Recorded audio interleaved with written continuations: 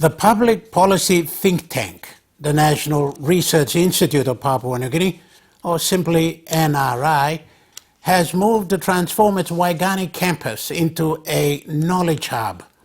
Part of that involves the pooling of stakeholders to discuss development challenges.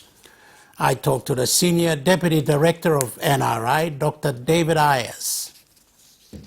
David, thank you very much for coming onto the program, PNG Tonight. Thank you very much. It's a pleasure to be here. Tell us about National Research Institute. We hear about it, we don't hear about it. Tell us what it does and what we can look forward to. National Research Institute was traditionally an academic or a semi-academic institution in Papua New Guinea, and a lot of the research that was undertaken was of an academic nature, so it sort of fitted with the research interests of the different researchers. Over time... That's the perception we get anyway. Yeah, absolutely, and over time, over the last few years, there's been a shift in the thinking of the Institute towards NRI being regarded more as a public policy think tank. So what we're attempting to do now, which previously didn't happen, was to be much more engaged with public policy.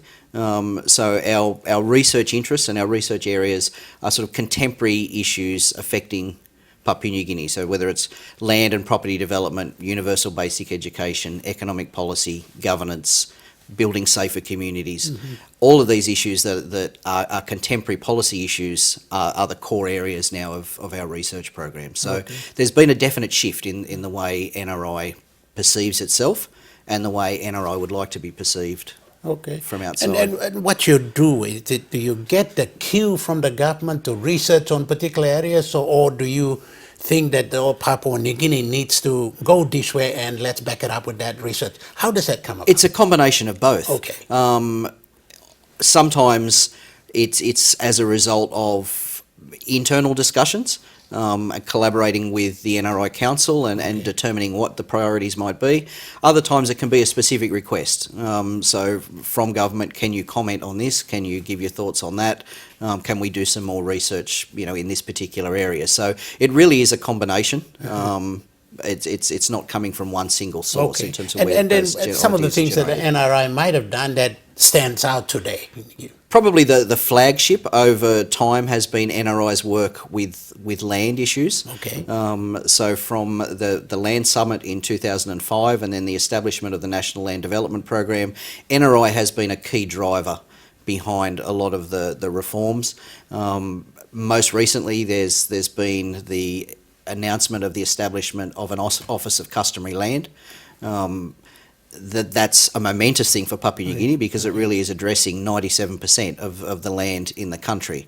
The establishment of that office was very much a result of work that's been undertaken over the past 10 years by NRI in collaboration with the National Land Development Program. Land is a very sensitive issue in this country. It's closer to the heart of a lot of people because they own it. Absolutely, absolutely. And the question is, how can we catalyse land as a driver of development? So there's cultural issues, there's political issues. As you say, it's an incredibly sensitive issue.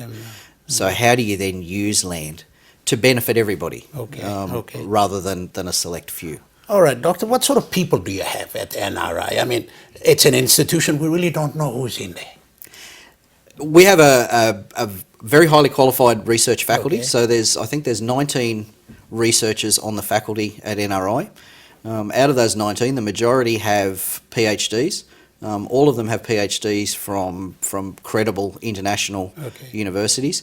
We have a few international faculty members. So we have one from the United States, we have one from Nigeria, one from Kenya.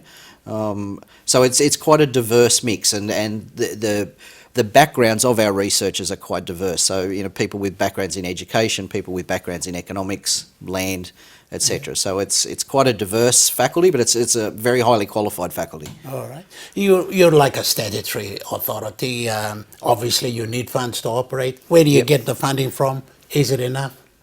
It's never enough. That's true. It's never enough. How long's a piece of string? Yeah. The NRI budget is about 5 million kina a year, or the budget that we receive from the government is about 5 million kina per year, and that covers the recurrent costs of the institute. the challenge for NRI is always being able to generate revenue to cover additional costs, the costs of conducting research. Yes, So the to challenge, conduct, you're doing something about it now. yeah, well, to conduct research in Papua New Guinea is an expensive activity. Just the cost of transport and logistics and things like that. So to do credible research can cost a lot of money. And that what we're aiming to do is to become sort of more self-sufficient over time, so that we can address that need. So how do you become self-sufficient? You get other companies, what sort of stakeholders come on board? How do they come on board? Where do they come from? Right. One of the big changes from NRI was only very, very recently launched is this notion of a Papua New Guinea knowledge hub. And what the motivation behind it was a simple recognition that development problems in Papua New Guinea are incredibly complex. They can't be addressed by one agency or one group of people working alone. So it's very easy to say, well, the government should do this or the government should do that. But the simple reality is that the government cannot solve all of Papua New Guinea's problems by itself, neither can the private sector, neither can civil society. No. So our motivation with this idea of a knowledge hub was to begin to bring stakeholders together. So the knowledge hub is a physical place. It's a transformation of the NRI campus to be able to co-locate other people there. It's a virtual concept in that it's people being able to come together and discuss what's happening. And it's also being driven by a technology platform. So one of the key ideas is to be able to gather data and to have sort of a central point for a lot of the development data that would be relevant to Papua New Guinea. The Knowledge Hub we see as a mechanism to begin to drive self-sufficiency at NRI. So the basic idea is that we will provide opportunities for other people to co-locate on the NRI campus, whether that's NGOs, consultants, development agencies, etc., visiting researchers, to be able to co-locate on the NRI campus, to work from the NRI campus. That will generate rental And revenues. they also give you some money. Well, that's the idea. Nothing comes for free in life. No. And certainly nothing comes for free here. But the idea is to bring these people together, creating a community of practice around the idea of addressing Papua New Guinea's development challenges over time. Okay, the Knowledge Hub, Public Policy Think Tank, NRI. That's very much it. Dr. David Ayers, thanks very much for talking to us. Thank you. It's been a pleasure. Okay. Dr. David Ayers, the Senior Deputy Director of the National Research Institute. This is PNG Tonight, back after the break.